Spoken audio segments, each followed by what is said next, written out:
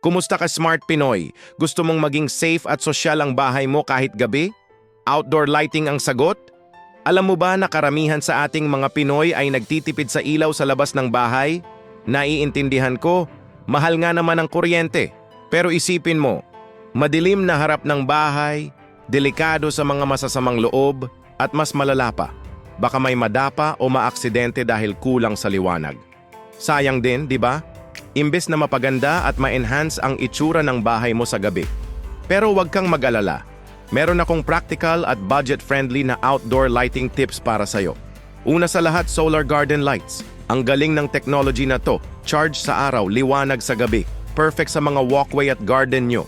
Hindi lang siya nakakaganda, nakakatipid pa sa kuryente.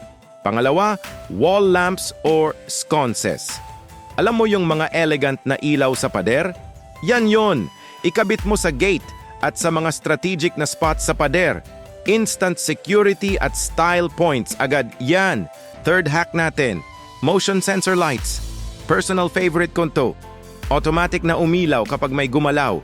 Perfect para sa security at hindi sayang sa kuryente kasi nag-o-off din siya kapag walang movement.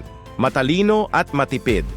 Para naman sa mga gustong mag-level up ng curb appeal, accent lighting naman tayo. I-highlight mo yung magagandang parte ng bahay mo.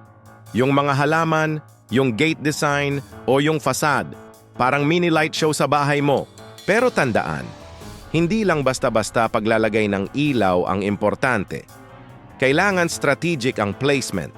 Iwasan nating mag-overwattage o maglagay ng ilaw sa hindi naman kailangan. Focus tayo sa mga crucial spots, entrance, pathways, at dark corners. Alam nyo ba? Hindi lang safety ang benefits ng magandang outdoor lighting. Nagdadagdag din yan ng value sa property mo.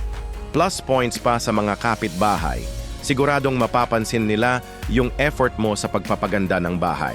Kaya yan na, simple lang, pero effective na paraan para maging safe at sosyal ang bahay mo kahit gabi.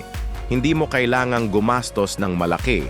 Konting creativity at strategic planning lang, malayo na ang mararating mo. Bago ko kayo iwan, abangan nyo ang susunod naming video kung saan tatalakayin natin ang mga affordable outdoor seating ideas. Perfect too para sa mga gusto ng relaxing tambayan kahit limited ang space. Kung na-inspire kayo sa mga tips na to, i-like nyo ang video at i-share sa mga kaibigan niyong homeowners din.